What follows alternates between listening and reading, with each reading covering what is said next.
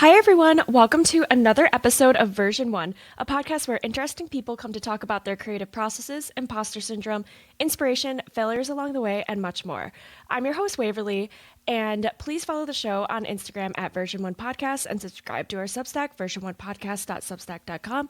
And you can also find me on buymeacoffee.com/Waverly Colville if you want to support the show.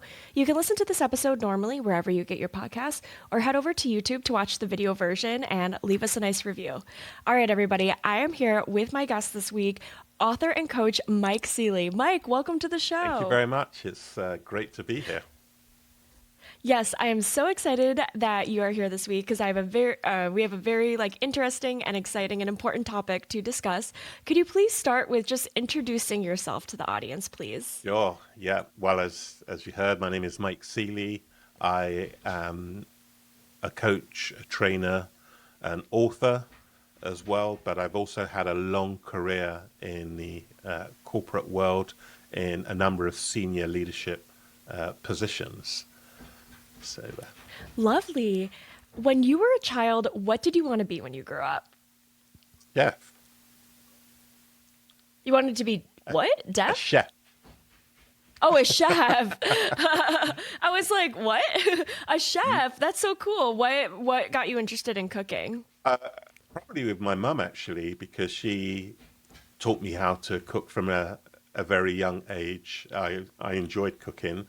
I cook all the meals at home now. It's kind of therapeutic.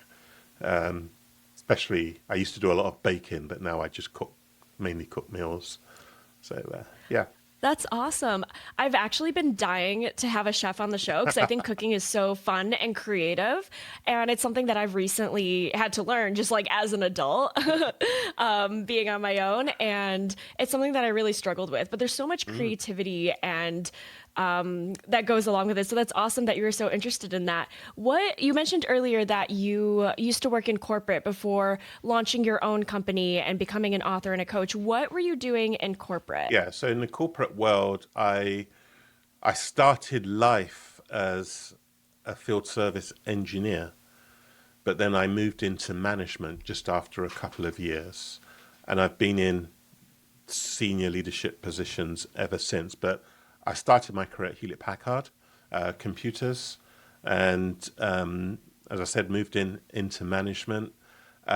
From there, I moved to several different companies, the BBC here in the UK, Microsoft. I spent 8 years at Microsoft, and then my most recent corporate role, which I left over a year ago now, was a company called Informa, where I worked in the events industry. They were the largest events organizer in the world.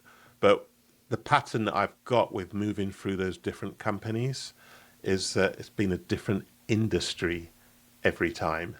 So I've had to learn new skills with each of these jobs that I joined. I had a lot of transferable skills, but learning the actual industry itself was, a steep learning curve for me on each occasion, which I enjoyed.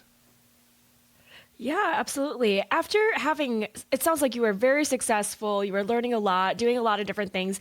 Why did you decide to go off on your own and launch your own company? Yeah, well, I've had quite a long career, and I thought I was reaching kind of the back end of a corporate career in terms of things like age, for example. But I always wanted to start my own business. I wasn't always sure exactly what. But when I joined my last company, Informa, at that point when I joined, which was back in 2019, I had said to myself that would be the last corporate company I worked for. But throughout my career, I'd recognized that I had done quite a lot of coaching and mentoring. I really enjoyed doing that. So I figured that, if I'm going to start my own business, do something you're going to enjoy.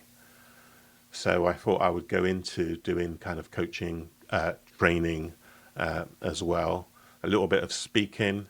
I've hosted my own podcast for a little while. So I've done a number of things, but I really enjoy the coaching. I get so much satisfaction with not just coaching, but seeing people develop as well and kind of move on to bigger and better things within their their own careers. Yeah, absolutely. As someone who I've never worked with a coach before. I think I have kind of an idea of what it is just on the outside, but could you give me an idea of like what it actually looks like in practice for someone who's never done it before? Yeah, so in terms of coaching, it's really understanding the individual in terms of one, I mean, the way I do coaching, I understand where they're at today and what are they trying to solve for themselves. Sometimes it could be trying to get to the next ladder in their career, promotion. Sometimes it could be like we're discussing today, they lack confidence and they have some imposter syndrome. So it's about helping them to get through that. But the key thing around coaching is really understanding from the individual where they're at, what the gap is, and we can discuss how are you going to close that gap and what commitment you're actually going to make towards achieving that particular goal that you have in place. I also do mentoring, which is kind of the flip side of coaching, but mentoring is more about passing your knowledge and your experience onto an individual.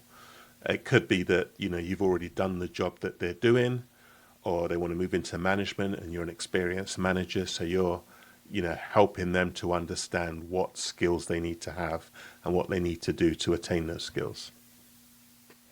It kind of sounds like you're a therapist in a sense, but you're actually allowed to tell people what to do. Because I think in therapy, you're not like supposed to tell your client like you should do X, Yeah. Y, Z, but it sounds like you're kind of more of like, yeah, like you're doing a lot of like mindset work and like, yeah, coaching. Yeah. And yeah, so that's kind of what it sounds like. Is that like a correct It is. It's analysis yeah. of I it? mean, you make a really interesting point there because I'm not a therapist by any stretch of the imagination, but I've had so many clients have said to me, "Wow, this feels like therapy," and it's allowed them to really kind of open up. And the way they open up is obviously through building that level of trust and explaining that it's a safe place. So everything I do with the coaching, completely confidential.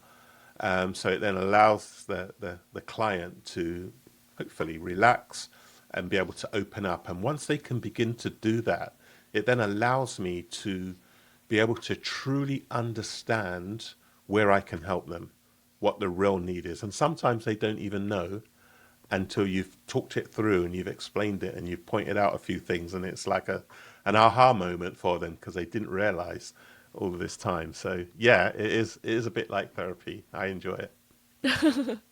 I love that. And something you mentioned before, you work with a lot of clients, and you've also written a book about I've lost imposter you syndrome briefly. and mindset blocks. Oh, You're oh back no. now. Am I Yeah. back? Oh, okay. Sorry, Wi-Fi. Don't worry, I'll edit that out. Something you mentioned earlier is you work a lot with clients with imposter syndrome and overcoming mindset blocks that are maybe holding them back. You've also written a book about it. So you are an expert on imposter syndrome, which is something that we talk a lot about on the show because I think it's something that a lot of people deal with in general, especially creative people who maybe are not on such a linear path and they're wondering, oh, is this the right path? And or is it not? Or, and so I'm really excited to dive into all of that with you today. Could we just start out with having you define what exactly imposter syndrome is? Yeah. I mean, imposter syndrome is certainly something that comes from within. It's that message that people have in their heads that are doubting their abilities, that are telling them, oh, you're not good enough to do this. It also comes from, as early as childhood, whether it's parents or whether it's teachers at school that are limiting the abilities in children by telling them, no, this is not for you, or you're not good at, you're not particularly good at something. Well, all of those messages, they really start to be picked up by your unconscious mind. It's learning all of the time. And then it starts to believe that actually, well, you're not really good enough at these things. So if there's ever a situation where you're in that position where that particular thing comes up, your unconscious will tell you don't go there. And it will hold you back from doing something. And you may have wanted, I mean, just as an example, it could be that you have to do a presentation to a team or a group of friends, but your unconscious mind is telling you that no, this is not for you. You're not good at it. So what it does is it makes you nervous yourself. It makes you shy away from it, and decide that you're not going to do it. Or if you still go and do it anyway, sometimes it's difficult to get your presentation out with your words because you might be stuttering a little bit, or you might be searching to find the right things to say just through fear of failure. And most people have imposter syndrome because they have this fear of failing at something, and they don't want to be in that position. So more often than not, if there's a fear of failure, it means that it's going to stop you from even attempting to do something. And are there different types of imposter syndrome or different ways that it shows up? I wouldn't say there's different types of imposter syndrome, but what I will say is imposter syndrome presents itself in thousands of different ways.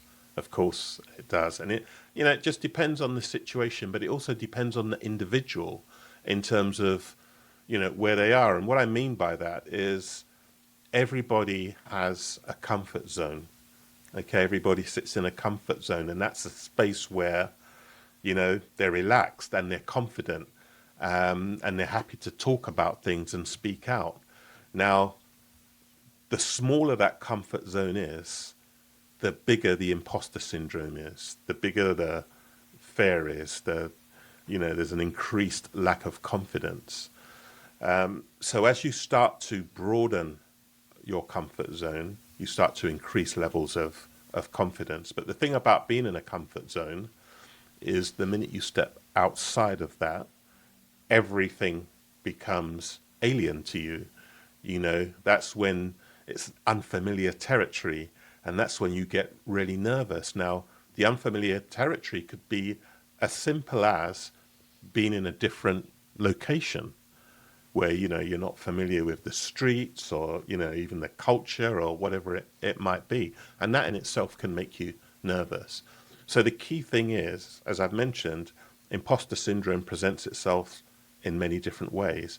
And importantly, everybody suffers from imposter syndrome at some point in their lives. And some may not know it yet. Many may have already been through it and they understand what it is.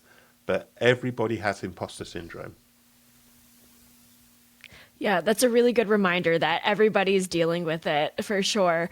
I'm curious, what originally got you interested in writing about the topic of imposter syndrome? Yeah, so coming through my own kind of management career, I started my career, as I mentioned, at a company called Hewlett Packard, a great, best company I've ever worked for.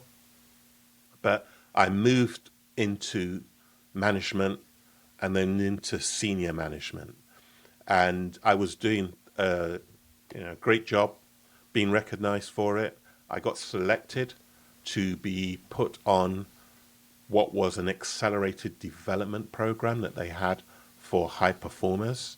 And like the highest of the high performers around the world were selected to go on this particular program. And it was a global program where, as an individual on that program, you would get access to some great mentoring from senior vice presidents in the organization that would take you under their wing for a year. You would get sent to different business schools if you particularly wanted to learn something like, it could be accounting, it could be, finances. You could go to a business school to learn more about it. My particular chosen subject in the business schools was all to do with customer service. It was all to do with operations and driving improvements. So I went to several business schools to kind of learn those particular subjects. I also did one as well at Wharton Business School in Philadelphia. I don't ask me why, but I did a finance program, It was one of the hardest things that I've ever done. I absolutely hated it for the time there, but I did learn a lot from it, which was good. So, but yeah, so just coming back to the story, the very first week of that program, we all come together at HP's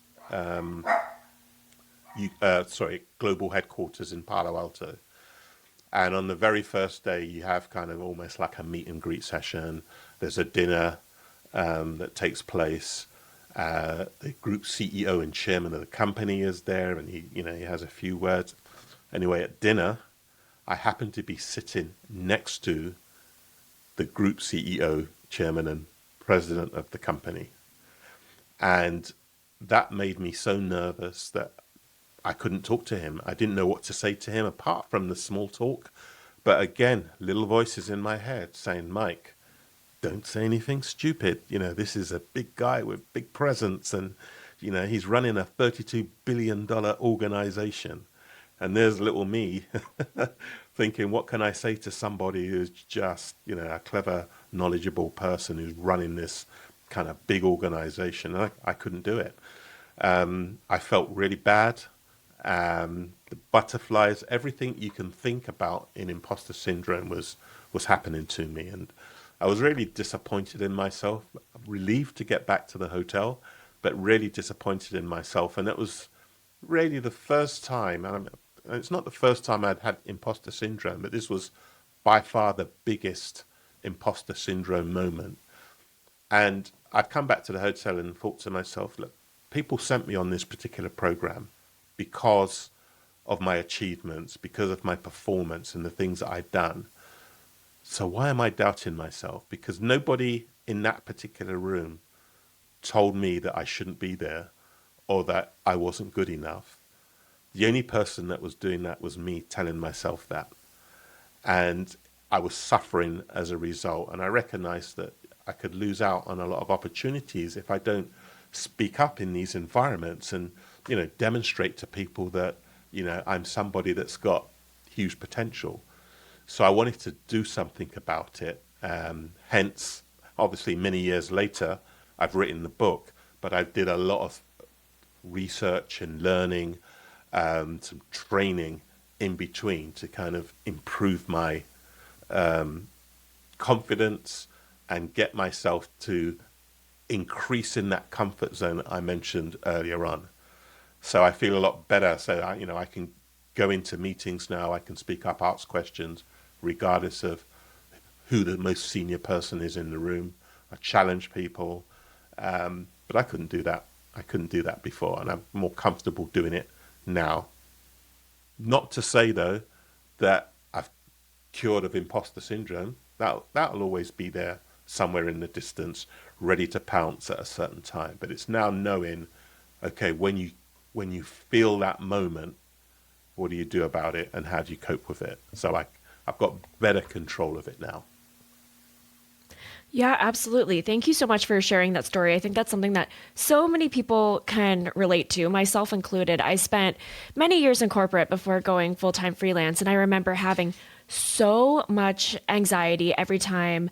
For those listening who don't know, my background's in journalism. So we would have like these big pitch meetings with the team and you'd have to present story ideas. And I remember being in the room and feeling so scared. Like my stomach felt like it was like the exact same feeling as you get when you're like going on a roller coaster, where it's just like such like amount of like fear and adrenaline and like just to like present like a story idea or something like that. And in my head, I'm like, oh, my story ideas are so bad.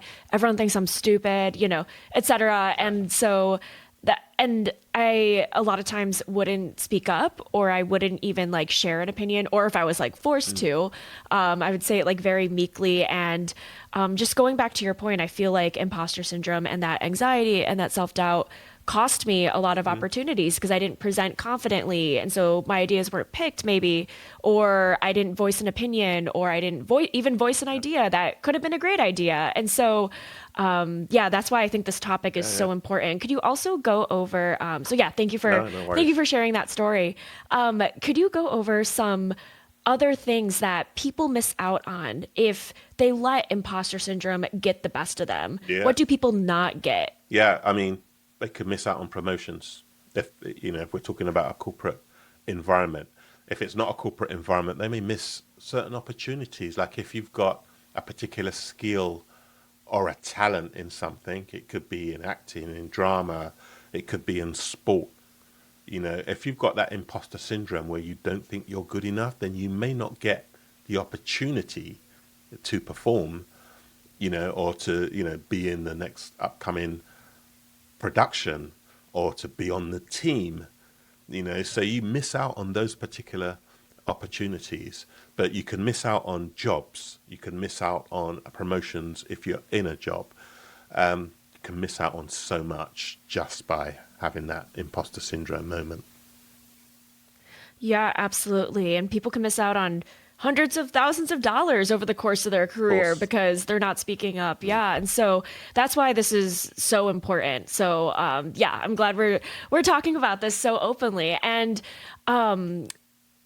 what are some of the ways that imposter syndrome affects people of different identities, Yeah. such as race, such as gender, such as sexual orientation? Because for those just listening and not watching the YouTube version, I am an Asian woman, you are a Black man, two identities that tend to be underrepresented in a lot of rooms. And I think the intersectionality of race, of gender, of different identities can really have an effect on people, especially if you don't look like everybody else in the room. And so, can you talk a little bit about the intersectionality of imposter Yeah. syndrome? So in terms of the intersectionality, I mean, imagine it's, as you mentioned, if you're a different race, it's hard enough, trying to find your way in a corporate environment. If you're a different race and you happen to be a woman, it's probably twice as hard. If you're in a different race and you're a woman with a disability, it's even more challenging. So you do have those, those different challenges, and they lead to the point where you end up feeling really stressful over the situation. Now, if you're really stressful over the situation, it can lead to health issues. It can lead to having mental health problems. It can lead to so many things where you put that amount of pressure on yourself. And dare I say it, it could lead to suicide on its most extreme level, right? But yeah, so imposter syndrome, it might present itself as something small in an individual, but for some people, it could be so much bigger internally. And the thing is, most people spend their time trying to cover that over, trying to almost pretend that then they're not lacking confidence, they're trying to be brave. So you end up being somebody who you're not also as well. So you can't be your most authentic self if you're suffering from imposter syndrome. Yeah, absolutely. I totally relate to that because I've worked on a lot of non-diverse teams, obviously being in corporate. And I remember it's not so much that I dealt with it in my like later years in corporate, like so more recently, but I remember when I was in my early 20s, I was already walking into these rooms, not super confident because I'm so Yeah. young and I don't have any experience compared to people that have 10, 15, 20 years of experience in this field, but also being like, okay, like I'm one of maybe like a small handful of women on a team of like 25 or 30. I'm maybe the only Asian person, which has happened. And I remember feeling like, okay, like, if I really fuck up or I say something stupid, like, what if there's somebody that like stereotypes me or in some way or something like Yeah. that, and then I'm like in my head it's almost like having the pressure of like having to represent the entire Yes. race or your entire gender or things like that, and it's subconscious. It's not like I was actively Correct. thinking like, okay, Waverly, you are representing every Asian person and you might cost other Asian people jobs if you Yeah. fuck this up. It wasn't like conscious like that, but it was subconscious, Yes. and I didn't even realize it until years later and years of therapy where I was like really talking about like, why was I so like scared every single day walking into work, like, and why did I think I was like stupid, or why did I think I had all this pressure on myself that my friends did experience to some extent, but maybe not to the extent I was, or in different Yeah. ways. And so so yeah, I think identity and all of those Yeah. things are What I so important in this Yeah, what I'll conversation. also add, I mean, if we take all of that to one side, the race, the gender, Even white men and women, you know, and it's regardless of age. You think about leaders in the corporate world, I'm talking maybe as high as the CEO level, they also suffer from imposter syndrome. Their imposter syndrome may be slightly different, but I think for most Hmm. leaders, some of the things that they fear most is actually failing. You imagine a CEO who's running a big organization. What if the company's not performing well? They have that imposter syndrome that, wow, the finger's pointed at them as an individual. And there is a fear about messing up and getting things wrong or making the wrong decision because, you're having to make sure that you're not only satisfying your employees, but there's also shareholders to be accountable to. Yeah. So they have, equally an imposter syndrome moments in terms of how they run their business, how they lead teams. Um, and obviously, if you're lower down the organization and you're really working towards, moving up the organization, you want to be seen to be doing a great job. You don't want to make any mistakes, right? Absolutely. So Hmm. again, they get nervous about making mistakes. And then as a result, most leaders won't make an out and out decision. If you notice, particularly, I think now more than at any time in organizations, most people who make decisions, they make decisions, but they're looking for consensus around them. They won't make decisions entirely on their own because it comes back to the imposter syndrome moment. If that goes wrong, it's on them. But if it was a consensual decision that was made, then everybody collectively can own it. So it's not pointed at one individual on their own. And that's happening more and more. There isn't anybody now, well, there is, but there's not as many people who are going to make a decision and stand on it that if it goes wrong, then, I accept it. If it goes right, yes, I'll take the praise. You know, people, managers and the not so good leaders, right? And I've seen plenty who make decisions along these consensus ones is if things go great, they take the credit because they're the leaders, so they've done it. But if things go wrong, then it wasn't their fault. It was the rest of the team, or they find somebody to blame.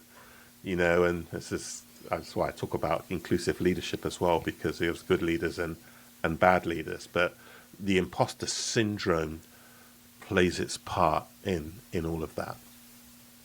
Yeah, absolutely. Have you noticed any other patterns among those who experience imposter syndrome, like maybe certain personality Mm, types, or you mentioned, everybody of every career stage, yeah, but are there certain personality types or yeah. industries or any other patterns that you Well, see where it's definitely more in terms common? of personality types, some people are very shy and won't talk, will remain silent.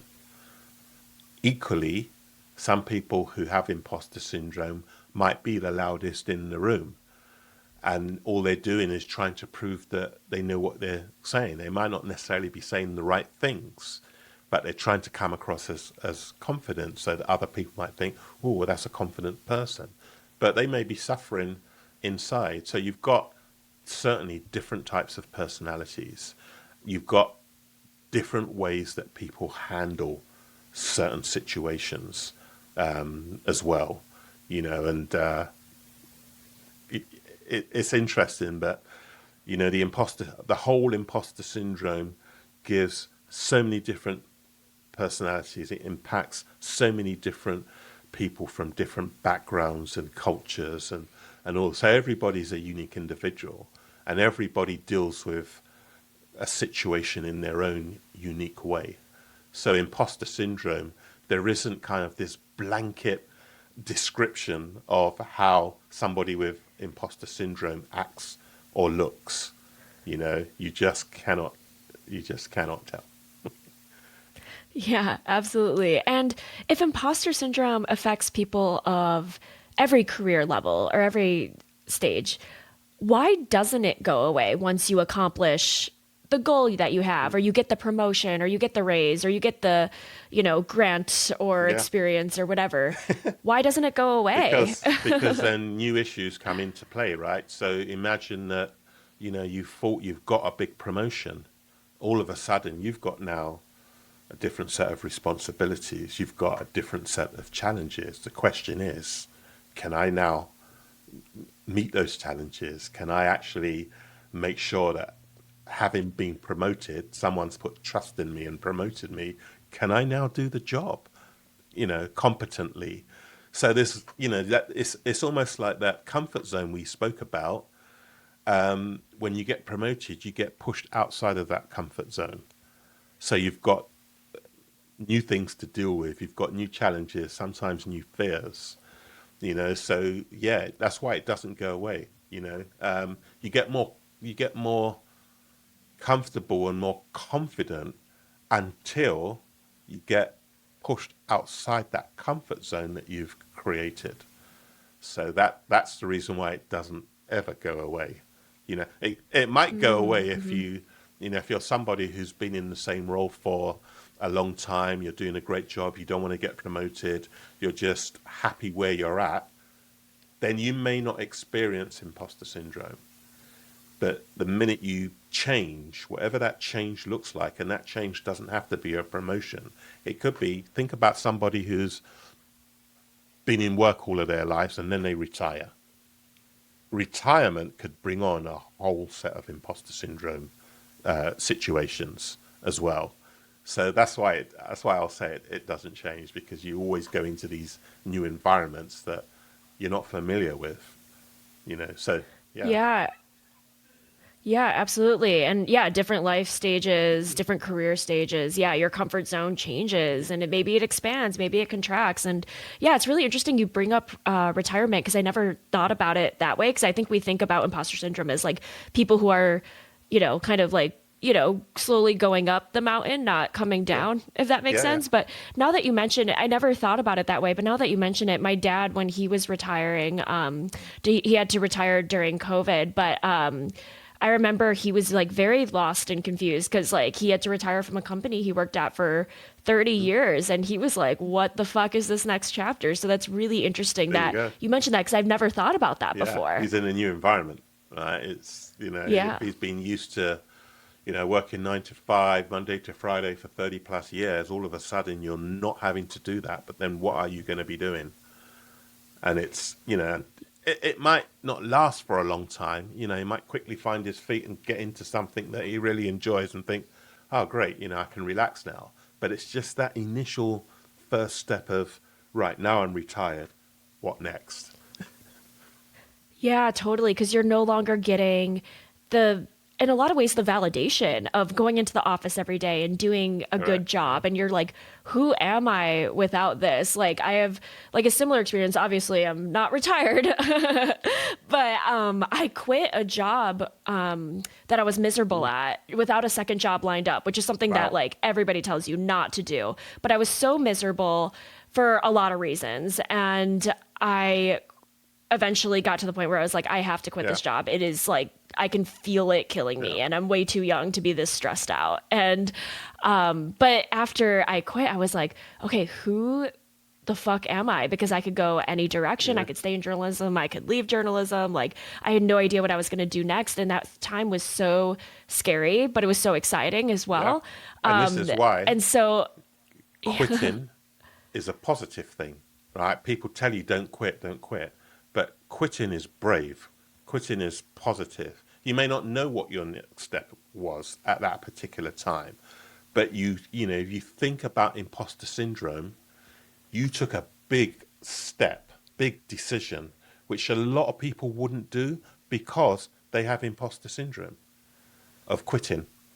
So you made that step, and then you started to figure out what you're going to do next, and you did it, right? So. Oh my God, I love that, because I think quitting needs to be rebranded, because you're told your whole life, don't quit, never give up. But sometimes you have to. Yeah. Sometimes like something is really not serving you, and it's better to leave it behind. What got you? Because that is such an important message. Thank you so much for saying that.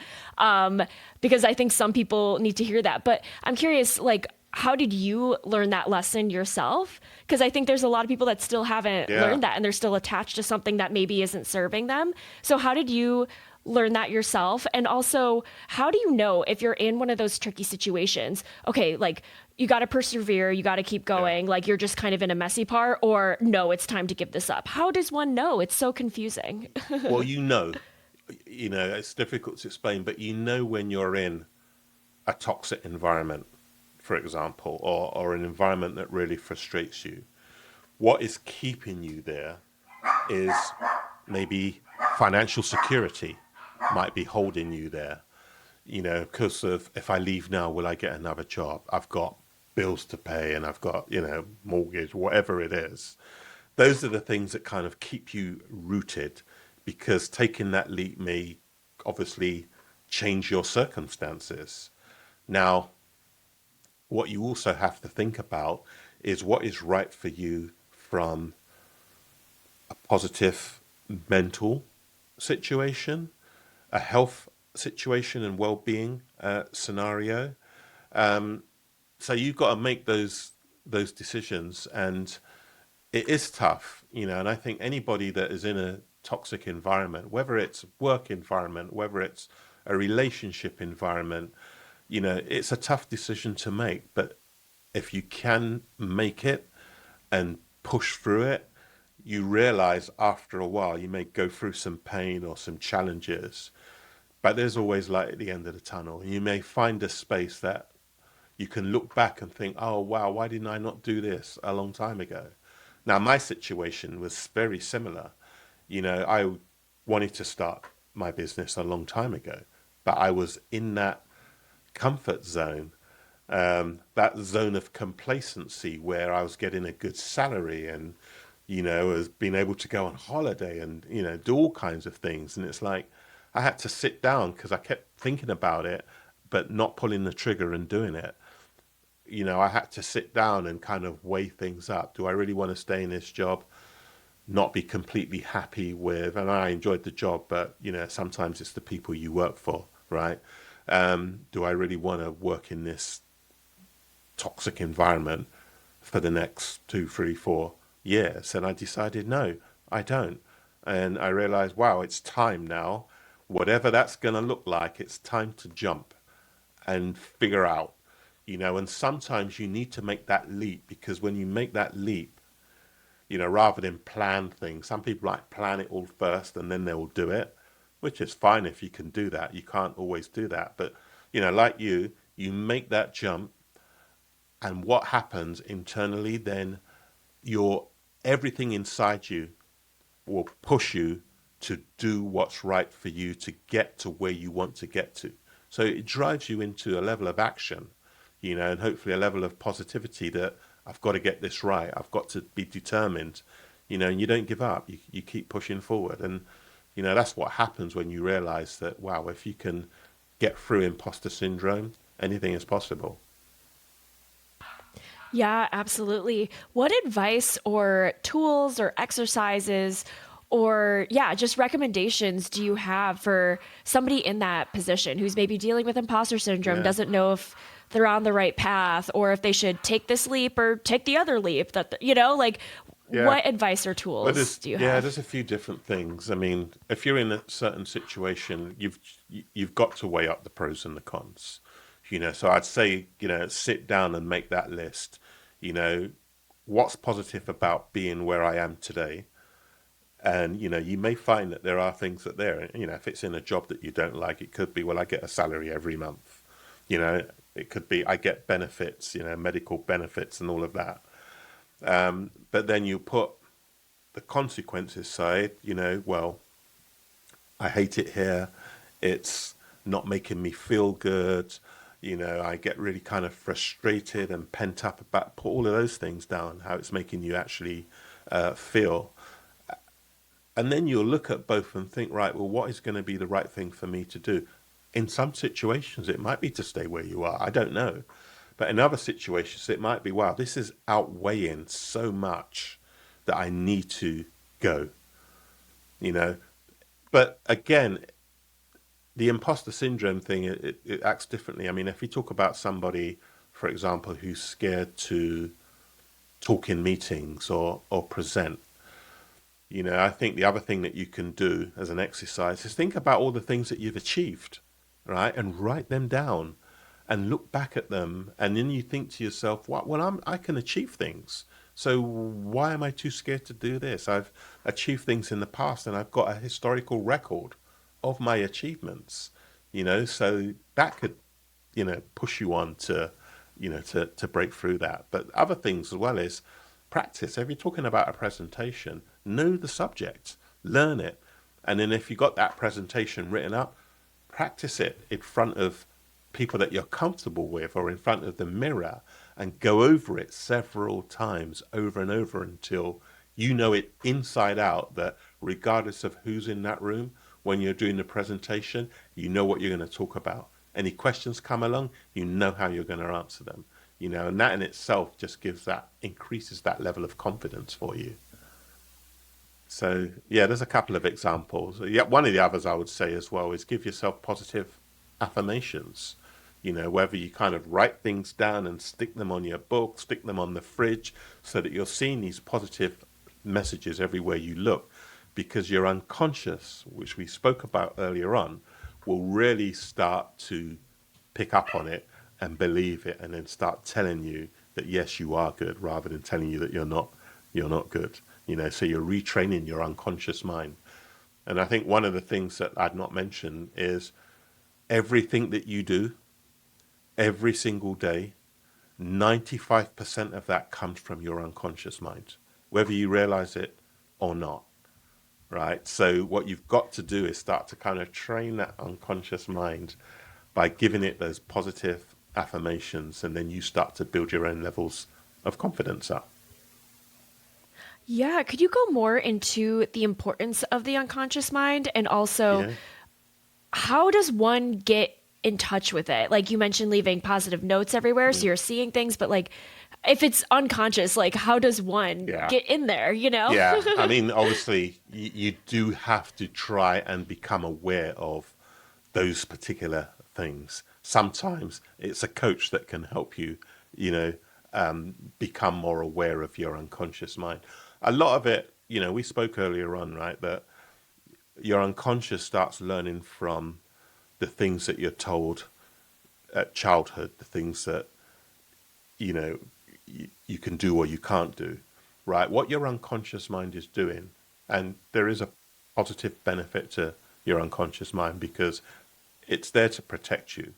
It's part of that survival instinct that you have, and it goes back to, the days of early humanity where people had to hunt to live, hunters and gatherers and all of that type of stuff.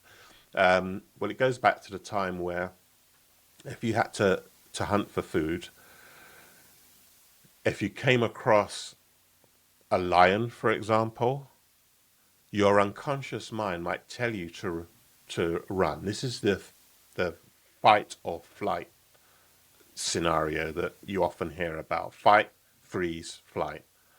So it might tell you in that scenario to flight, to run. If it's a smaller animal, it might tell you to fight. This is where your dinner's going to come from. In other situations, it might freeze you because it's not quite sure whether you should run or whether you should stay.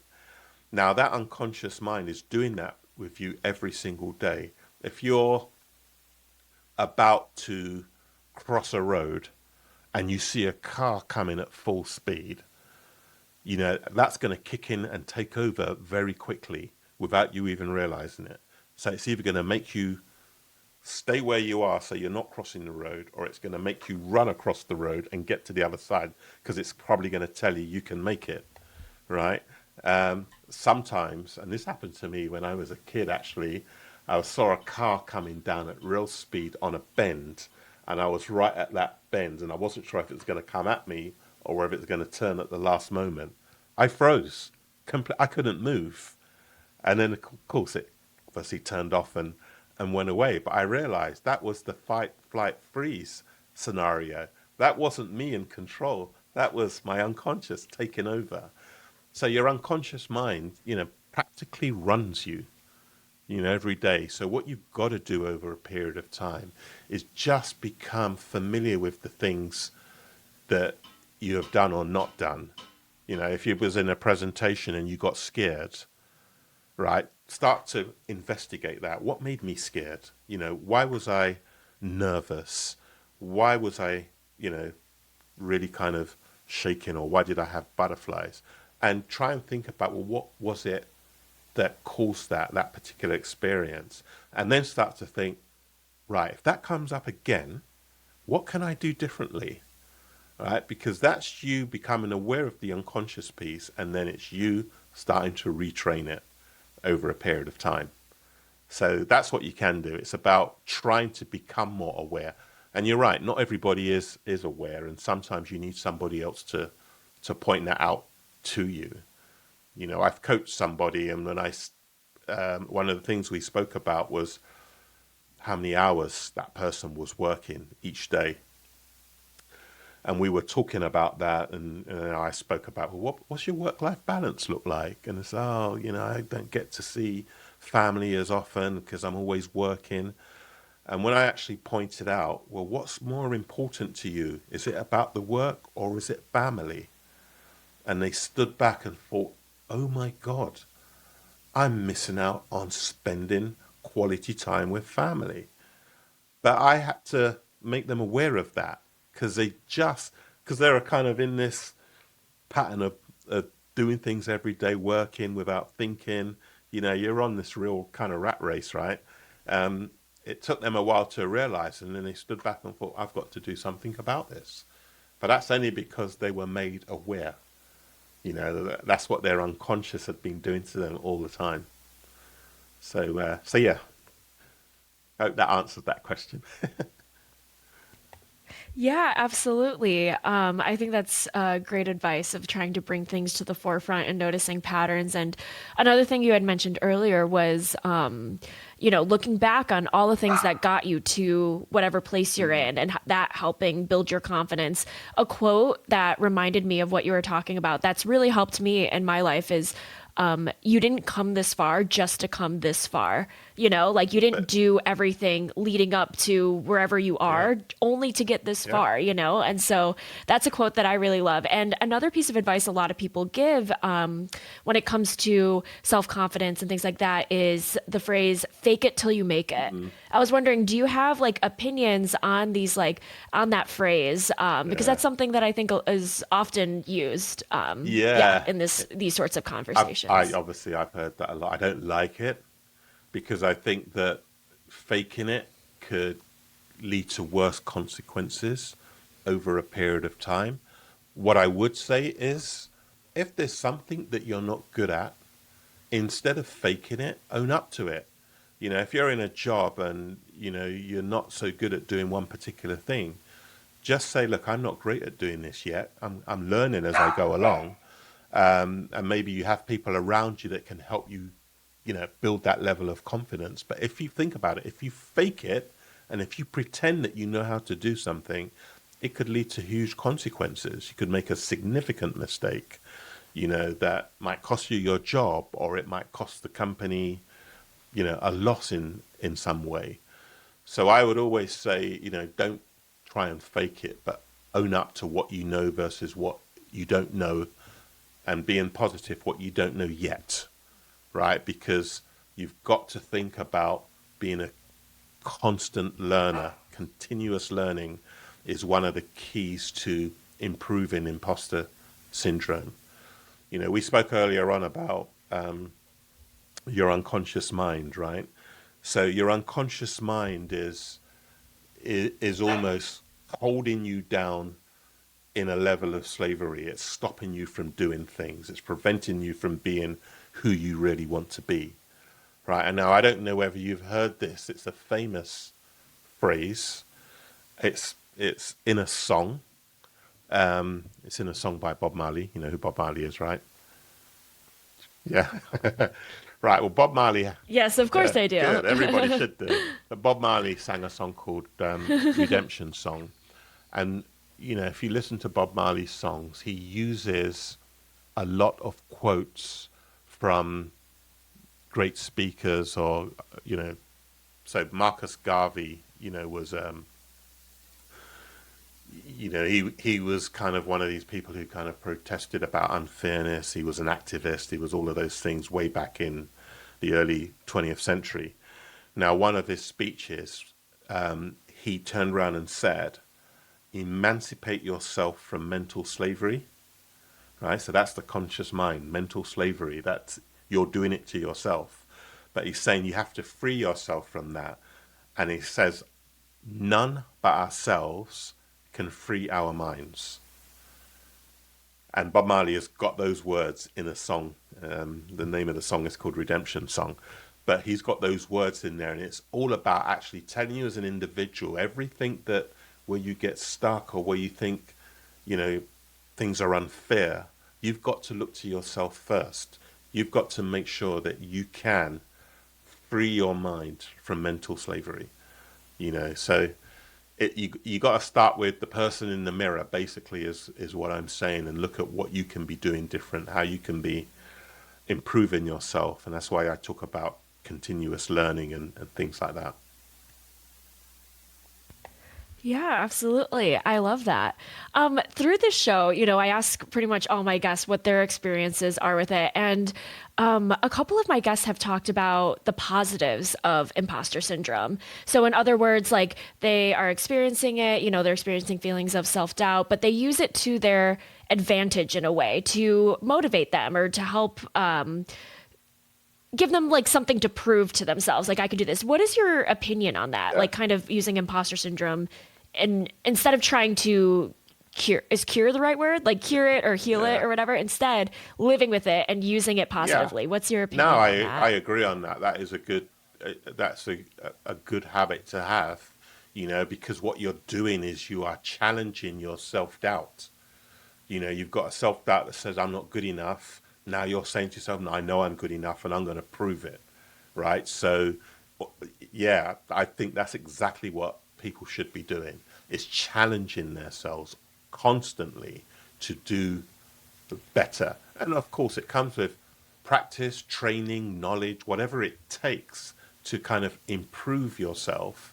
But, if you think about a sportsman, for example, maybe an athlete, I'll say an athlete because my son's an athlete, but if you're sprinting 100 meters and you're running 11 seconds, of course you want to do better.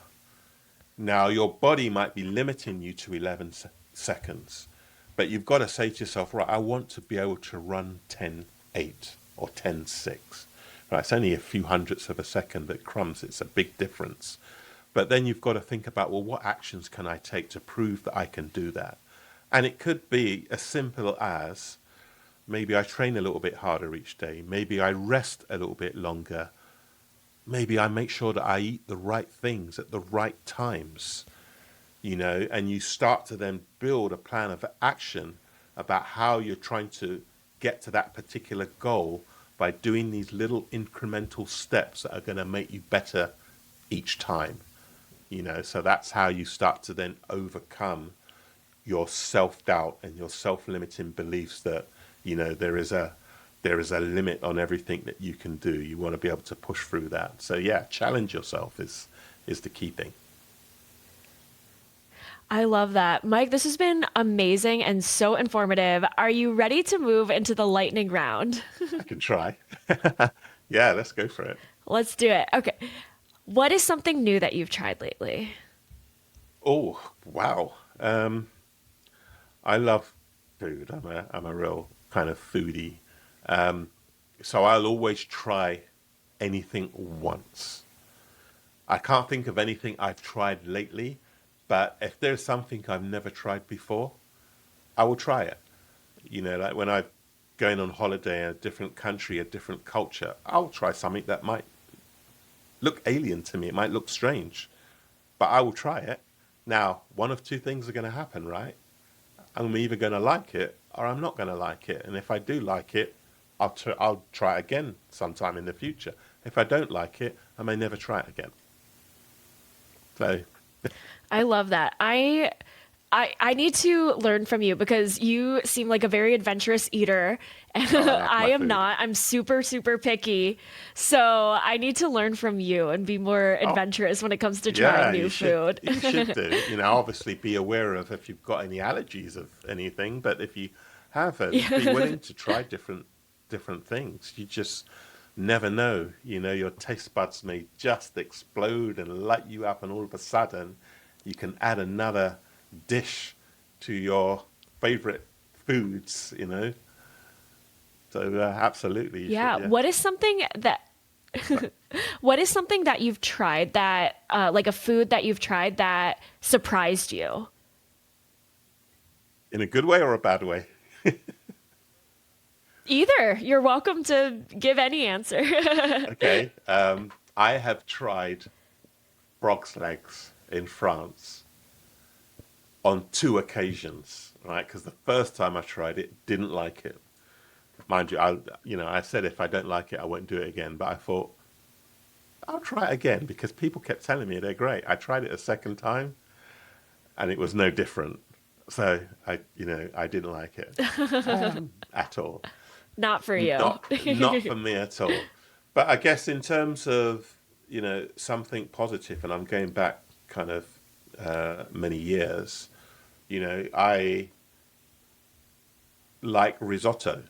I never thought I would like it because it just seemed very wet and kind of sloppy rice dish. But absolutely loved it. So I'm a big risotto fan. So I love that. I love risotto. So that's awesome. All right. Do you have a lesson or a message that you want to share with listeners? yeah, I mean I can share a few things, but if you're suffering from imposter syndrome, as I mentioned earlier on, what you've got to do is just breathe and don't be scared. Don't be scared to try something different, or don't be scared of failure. Right? There's the biggest piece of advice I'll give. Don't be afraid of failure. And the reason you shouldn't be afraid of failure is because failure is a prerequisite to success. All right, so it's not the opposite of success, it's the prerequisite of success. So sometimes you've got to fail many times to become successful. And if you think about all the greatest inventors in the world, they never got it right first time. They must have failed hundreds of times before they found success, right? So, as Thomas Edison says, he invented the light bulb, but he said he found 10,000 ways that a light bulb didn't work before he found the one that worked. Because he failed 10,000 times, but he didn't look at it as a failure. You look at failures as learning opportunities. So if you fail at something, just analyze it, analyze the failure, look at why it didn't work, what you can do different, and then try something different. Go back to it, go again. So yeah, that's a piece of advice. I've got many of these things kind of written in my book as well, Mindset Unlocked, where there's lots of different things that you can do to increase your mindset as a growth mindset rather than a fixed mindset. That's the difference between people who suffer from imposter syndrome and do nothing versus people who suffer from imposter syndrome and do something about it. There's a difference between having what's known as a fixed mindset, where you're constantly telling yourself, no, can't do that, I'm not going to try it anymore, I've seen my limit, versus somebody who says, right, I'm going to get there one of these days, I've just got to work a bit harder or do something different. That's a growth mindset in an individual. So I say always have a growth mindset. I love that. And what is one thing you wish you knew when you were first starting out? Whoa, that's a real great question. I think the one thing that I wish I knew was that to some degree, most people are in the same situation, right? They knew stuff and there was stuff that they didn't know. This is where maybe, the fake it till you make it people kind of became successful. But, I just wish that I'd known that and wasn't so hard on myself in terms of telling myself I couldn't do something or I wasn't good enough, because I wish I knew that everybody was in the same boat to some degree. There's things they know and there's things that they don't know. Yeah, absolutely. That's so important to remember. All right, Mike, this has been so wonderful. I feel like I learned so Good. much and have so many great takeaways for the next time I'm feeling, self-critical or things like that. And I know my listeners feel that way too. Could you please tell everybody where they can find you, where they can get coaching from you if that's something they're interested in, where they can buy your books, support your work, all of Oh, the wow. things? Yeah. So you can buy the book on Amazon. It's actually on Amazon around the world. In terms of coaching, probably maybe I'll send you some, I think I sent you some show notes that you can put the details in. I've not got a website, but I've got a platform URL. I'll send that to you and you can send it out to your Perfect. I'll listeners. put it in the show Yeah, which notes. would be great. And then they can reach me that way or via LinkedIn. And I'm always happy. It doesn't matter where you are in the world. If you are looking for coaching, particularly to get over imposter syndrome, I can help you like I've helped many other clients as well. And most people will be surprised because I coach differently. I spend the first amount of time really getting to know the individual and understanding where they're at right now and what's keeping them there or holding them there. And then I can unlock some of the challenges that they have kind of moving forward. So yeah. But yeah, as I said, the book has got lots of anecdotes in it and things that you can easily learn. None of it is rocket science. I don't consider myself an expert per se. Some of this comes from a lot of personal experience and some research, but some straightforward things that people can do immediately to start getting over their imposter syndrome moments. I love that. Thank you so much, It's Mike. been a pleasure. I had a great time. Thank Thank you. you very much, Waverly. It's such a pleasure to have been on the show, and I really appreciate the time.